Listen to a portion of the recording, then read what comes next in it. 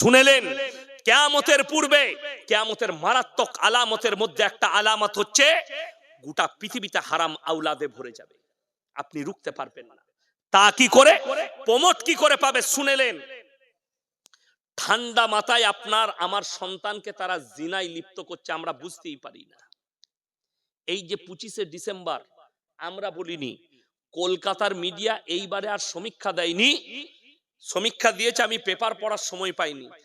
একদিনে 2023 সালে 25শে ডিসেম্বর একদিনে 22,000 কলকাতার বুকে খালি কন্ডম বিক্রি হয়েছে।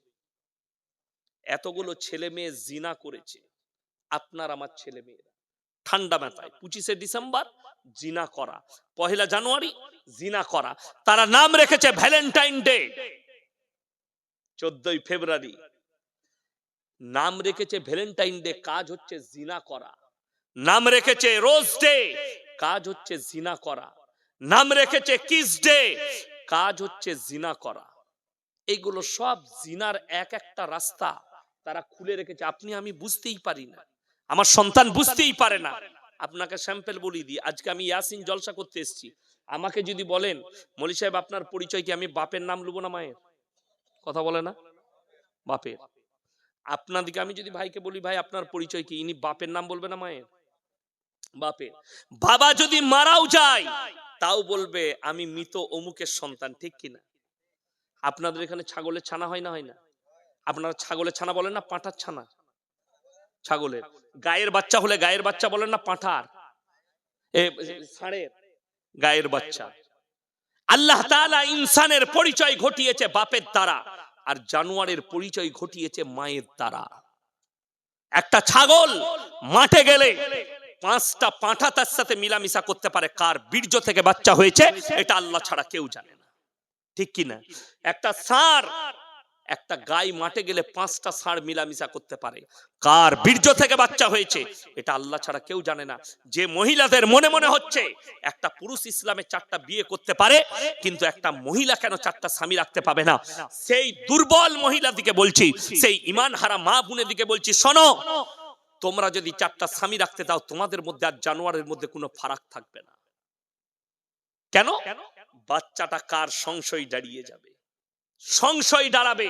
আজকে ভারত ছাড়া, ইসলামিক কান্ট্রি ছাড়া বেঈমান কাফেরদের যতগুলো দেশ আছে, London, America, Japan, German, Britain যতগুলো আছে, উত্তর কোরিয়া, দক্ষিণ কোরিয়া, চাইনা, তারা তাদের দেশে পার্লামেন্টে পাশ করিয়েছে, এরপর থেকে যতগুলো বাচ্চা হবে তারা নিজের পরিচয়, মায়ের পরিচয়ও বাঁচতে পারবে।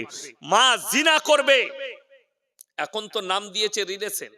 আমাদের সমাজের যুবকরা মৌলবীদের থেকে ভালোবাসে আমাকে, কিন্তু চুল কাটে শুয়োরের মাথার মতো। সেলফি নিচ্ছে আমাদের, হুজুর একটা সেলফি নেব, আর চুলটা হচ্ছে শুয়োরের মাথার মতো কেটেছে, এরকম করে তুলে দিয়েছে উপর দিকে, যেমন হচ্ছে শুয়োরের মাথাটা। ভালোবাসে আমাকে, আর প্যান্ট পরেছে সালমান খানের মতো ছিঁড়া, হারাম করে হুঁটো বেরিয়েছে। হ্যাঁ, ওই রকমই বেঈমান কাফেররা তো তাদের মেহনতে কামিয়াবি লাভ করেছে। বুখারী শরীফের হাদিসে আছে, আপনারা কি মনে করছেন বুখারী হাদিসটা আমরা মৌলবীরাই পড়ি? বেঈমান কাফেররা পড়ে না। তারা আপনার বিরুদ্ধে সাজিশ করার জন্য, ষড়যন্ত্র করার জন্য তারাও রাসূলের হাদিসগুলো পাই টু পাই ভাবে পড়ে এবং অনুসরণ করে কিভাবে ঈমানকে ধ্বংস করা যায়। রাসূলের হাদিসে আছে টাকনুর নিচে কাপড় যারা পরবে জাহান্নামের আগুনে ওই অঙ্গগুলো জ্বালানো হবে এবং তারা জান্নাত পাবে না, রাসূলের হাদিস। বেঈমান কাফেররা, পুরুষরা, বেঈমান কাফেররা সাজিশ করলে এমন প্যান্ট তৈরি করো, এরা যেন প্যান্টের সাথে সাথে রাস্তায় চললে শুয়োরের গু, কুকুরের মুত সব নিয়ে যেন মসজিদে ঢুকে, একবারই টাকনুর নিচে। ঠিক বললাম না? আমাদের দেশের কিছু ছেলে মসজিদে ঢুকে প্যান্টটা উজু করে গুটুচ্ছে। আচ্ছা, নামাজ পড়ার সময় খালি প্যান্ট গুটিয়ে পড়া সুন্নত না, অল টাইম টাকনুর ওপরে পড়া? আমি গত বছরে মুম্বাই যাচ্ছিলাম, কলকাতার এয়ারপোর্টে আছি, আমার সামনে একটা ছেলে দাঁড়িয়ে আছে, বিহারি মুসলমান। তো সে এমন একটা প্যান্ট পরেছে পেছন থেকে মনে হচ্ছে খুলে পড়ে যাবে। তো আমি বললাম ভাইয়া থোড়া উপর কর লো তো পিছে গড়বড় হয়ে যাবে। সে কি বললে জানেন? বললে হযরত ये স্টাইল है। আমরা সালা ऐसा भी डिजाइन का पैंट निकाल चुका है। আমি মনে মনে ভাবলাম এই ছেলে যদি নামাজ পড়তে যায় মসজিদে, সে সিজদায় গেলে পেছনে যে থাকবে তার আর নামাজ হবে? সে তো পুরো আলী বাবার গুফা দেখতে পাবে, নামাজ শেষ। ইমানদারির সঙ্গে বলবেন, আপনি স্কুলে গেলে বিনা ইউনিফর্মে যান না ইউনিফর্ম পরে যান? ইউনিফর্ম পরে যান।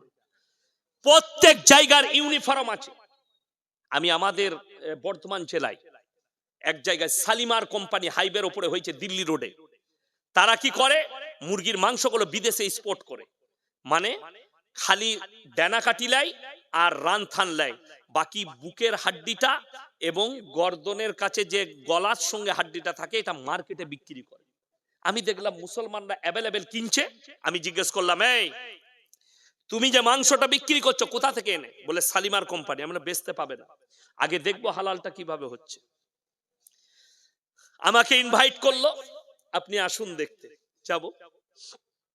তাদের অফিসে যখন গেলাম, তাদের যে সিইও আছে, ম্যানেজার আছে, সে আমাকে বললে, স্যার ভেতরে ঢুকতে গেলে আমাদের ইউনিফর্ম পরে ঢুকতে হবে, ড্রেসিং রুম আছে, আপনি ভেতরে ঢুকে ড্রেসটা পরে নেন, ড্রেস নাইলে ঢুকতে পাবেন না, আমাদের ইউনিফর্ম পরে ঢুকতে হবে। আপনি একটা বড় হসপিটালে কলকাতায় গেলে তাদের ইউনিফর্ম ছাড়া আপনাকে ঢুকতে দিবে না, ঠিক কিনা? আপনি টাটা মেমোরিয়ালে গেলে আপনার পোশাক নয়, বোম্বের যে ক্যান্সার টাটা মেমোরিয়াল আছে, আপনি গেটে প্রবেশ করলে যদি আপনি বলেন আমি রুগীর সাথে থাকবো, এটা আমার মা হয়, এটা আমার বাবা হয়, আপনাকে আর আপনার ড্রেস নয়, ড্রেসিং রুমে ঢুকে তাদের ড্রেসটা পরতে হবে। আর আপনি আল্লাহর ঘরে ইবাদত করবেন, আপনার ইউনিফর্ম লাগবে না। আপনি নিচে প্যান্ট পরেছেন, অসুবিধা নাই, এমন গেঞ্জি পরেছেন সিজদার সময় আপনার পাছা বেরিয়ে গেল, কোমর বেরিয়ে গেল, বুক বেরিয়ে গেল। আপনি ব্যাগেতে চাকরি করেন, পাঞ্জাবিটা ব্যাগেতে ভরে রেখে দিন, খালি মসজিদে ঢুকবেন, পাঞ্জাবিটা পরে নিলেন, নামাজ আদায় করলেন, আবার পাঞ্জাবি খুলে দেন, ডিউটি করেন, ইউনিফর্ম বেঁচে গেল। আপনি ইউনিফর্মটা ইউজ করলেন, আপনার কোমর বেরোবে না কিছু। ভাই বেঈমান কাফেররা এটা সাজিশ, নারীদের জন্য টাকনুর নিচে কাপড় পরা, আজকে বেঈমান কাফেররা সাজিশ করেছে। যতগুলো সালোয়ার বিক্রি হচ্ছে সব মেয়েরা এইখানে পড়ছে, ঠিক বললাম না? এত উপরে। আর পায়ে আবার অনেক মেয়ে কালো সুতো বাঁধছে, বলে এটা কি? বলে হুজুর বলেছে নজর লাগবে না। তোর হুজুরও মার খাবে, তুইও খাবি। গলায় দড়ি বাঁধ আর মরবি না, কষ্টের বিষয়। এই নারীগুলো দুটো পাপে লিপ্ত হবে। এক তো রাসূলের হাদিসের বিরুদ্ধে যাওয়ার কারণে জাহান্নামের আগুনে পুড়বে। দ্বিতীয় নম্বর, ওই অঙ্গগুলো দেখার পরে যতজন জিনায় লিপ্ত হবে, যতগুলো নারী পুরুষ জিনায় লিপ্ত হবে, জিনা ওয়াসওয়াসা আসবে, সমস্ত পাপগুলো ওই নারীর উপরে চাপবে। পর্দা করা ফরজ না ফরজ নয় বাবা? ফরজ। পর্দা করা ফরজ তো। পর্দা রেখেছি না ছিঁড়ে দিয়েছি? পর্দা শেষ করে দিয়েছি। কোরআন বলছে ওয়াদরিব খুমুরহিন্না আলা জুনুবিহিন, হে নারী পর্দা নির্ধারিত করো, তোমরা কোনোদিন ধর্ষিত হবে না, লাঞ্ছিত হবে না। বিশ্বাস করুন, এই ভারতে, আমি একজন ভারতবর্ষের মানুষ, দুঃখের সঙ্গে বলছি, ভারতের কোর্ট, আমি একজনার প্রায় লাইভ দেখি, তিনি যখন বিচার করেন, জাস্টিস সিনহা, অমৃতা সিনহা বলে একজন হাইকোর্টের জজ আছেন, দেখেছেন, নাম শুনেছেন, মেয়ে ছেলে, তিনি খুব ভালো কথা বলেন। ওই অমৃতা সিনহার আমি অনেক কিছু দেখি, উনি যখন বিচার করেন ওগুলো শুনি, যে উনি ডাইরেক্ট অনেক কিছু বলেন, ভালো কথা বলেন। এই কোর্ট থেকে আমি আবেদন করব, একটা মুসলিমদের মেয়ে হিজাব পরে আর বোরকা পরে কলেজে গেলে তাকে কোর্টে কেস লড়তে যেতে হয়, অথচ একটা মেয়ে ম্যাংটো ঘুরে বেড়াচ্ছে এয়ারপোর্টে আর রাস্তায়, বোম্বে দিল্লির রাস্তায়, তাকে কেস লড়া লাগে না। এখানেই বোঝা যাচ্ছে নারীর ইজ্জত তোমার কাছে কতটা। আর ইসলাম বলছে ঢেকে দাও, নারীকে পর্দার মধ্যে নিয়ে এসো। আজকে অনেক মহিলা শিক্ষিতরা মনে করছে ছোট ড্রেস পরাটা মডেলিং।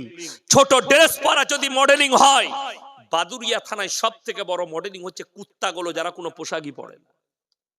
চকলেট কিনেন না, কিনেন না 1 টাকা দামি চকলেটটা খোলা থাকে না, প্যাকেটের মধ্যে থাকে।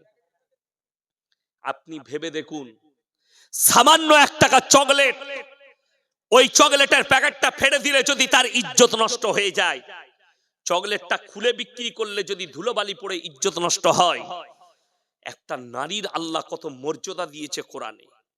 রাসূল কত মর্যাদা দিয়েছেন। আল্লাহর হাবিব সাল্লাল্লাহু আলাইহি সাল্লাম হাতেম তায়ের বিটির একজন মুশরিকের বিটির মাথায় নিজের পাগড়িটা খুলে ঢাকা দিলেন।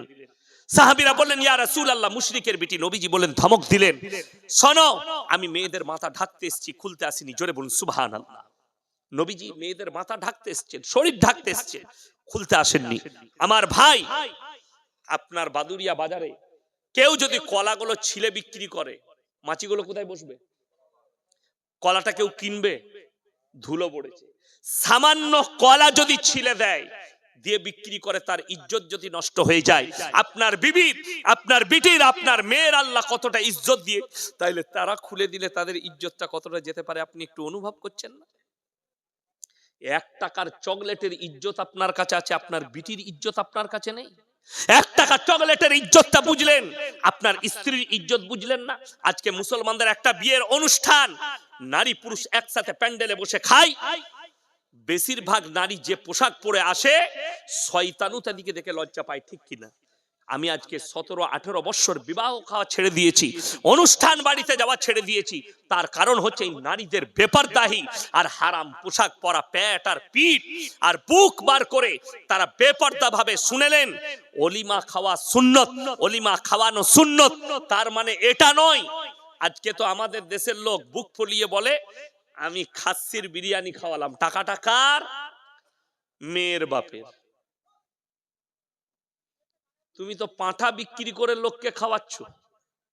বেটা লয়, পাঁঠা বিক্রি করেছে, দিয়ে খাওয়াচ্ছে। পণ্যিয়া হারাম না হালাল? হারাম।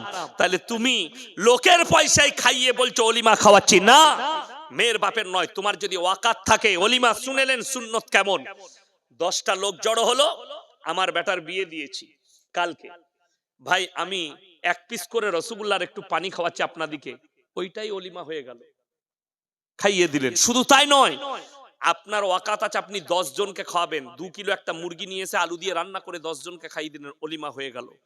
গ্রাম লাচিয়ে খাওয়াতে হবে, এটা ফরজ নয়। বুঝতে পেরেছেন না পারেননি? কথাটা বুঝতে পেরেছেন? গ্রাম লাচিয়ে খাওয়ানোটা ফরজ নয়। ওই জন্য সবাই নিয়ত করলেন আমরা দিনের উপরে প্রতিষ্ঠিত হব, জোরে বলুন ইনশাআল্লাহ। সবাই বিবি দিকে পর্দা করব, জোরে বলুন ইনশাআল্লাহ। মেয়ে দিকে পর্দা করুন। শুনেলেন, আমি আর ইনি ধরলেন ক্লোজ বন্ধু। আচ্ছা, ক্লোজ বন্ধুতে ইয়ার কি হয় না? হয় না? হয়। আমি যদি মজাক করে বলি, এটা আমি লাস্ট চ্যাপ্টার বলছি, যদি আপনি পর্দাটা বুঝবেন তা বুঝে যাবেন। লাস্ট চ্যাপ্টার বলছি, ইনি আমার কাছের মানুষ।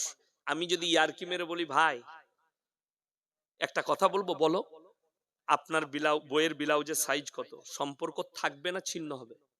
কথা বলেন, ছিন্ন হবে।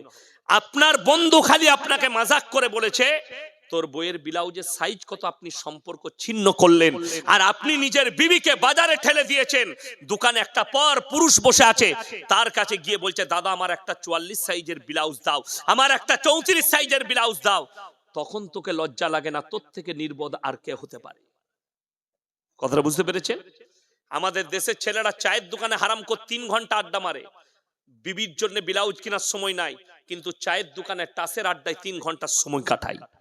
তার থেকে নির্বোধ কে হতে পারে? এই পুরুষটাই হচ্ছে দাইয়ুস পুরুষ, যারা বিবিকে বাজারে ঠেলে দেয় আর নিজে আড্ডা মারে। নামাজের দাওয়াত দিলে কি বলে, আমার সময় হচ্ছে না, অথচ হারাম করে চায়ের দোকানে 3 ঘন্টা আড্ডা মারে। সবাই 5 ওয়াক্তের নামাজ পড়বো, জোরে বলুন ইনশাআল্লাহ। আল্লাহ তাআলা আজকের এই সভাকে কবুল করুক, আজকের রাত্রিকে কবুল করুক। হায়াত বাকি, মুলাকাত বাকি। আল্লাহ তাআলা আপনাদেরকে সুস্থ রাখুক। আপনারা আমার জন্য দোয়া করবেন, আমি আপনাদের জন্য দোয়া করি ইনশাআল্লাহ। আমাকে 24 পরগনায় আগামীতে আরো দেখতে পাবেন। আপনাদের এলাকায় এই মাদ্রাসা, একটা মাদ্রাসার কায়েম হয়েছে, সেই মাদ্রাসাটা হচ্ছে আমি জিম্মেদারি নিয়েছি, মাদ্রাসা তাজবিদুল কোরআন কলিঙ্গায়। আপনারা কাগজ যারা পারবেন স্টেজ থেকে নিয়ে যান, একটা করে সংগ্রহ করে ইনশাআল্লাহ। শুধু হিফজ খানা, ওখানে হিফজ পড়ানো হবে, হাফেজ তৈরি করা হবে, এবং দক্ষ কারির দ্বারা, যিনি ভালো কারি, কিরাত পড়তে পারেন, সেরকম কারি সাহেবকে রাখা হয়েছে, যাতে আপনার সন্তান শুদ্ধভাবে কোরআন শিখে হাফিজে কোরআন হতে পারে। আপনারা আমার জন্য দোয়া রাখুন, আমি আপনাদের জন্য দোয়া রাখি। ওয়ামা আলাইনা ইল্লাল বালাগ। আসসালামু আলাইকুম ওয়া রাহমাতুল্লাহি ওয়া বারাকাতুহু। আলহামদুলিল্লাহ, কেউ উঠবেন না, সবাই বসুন। 2 একটা ঘোষণা দেব এবং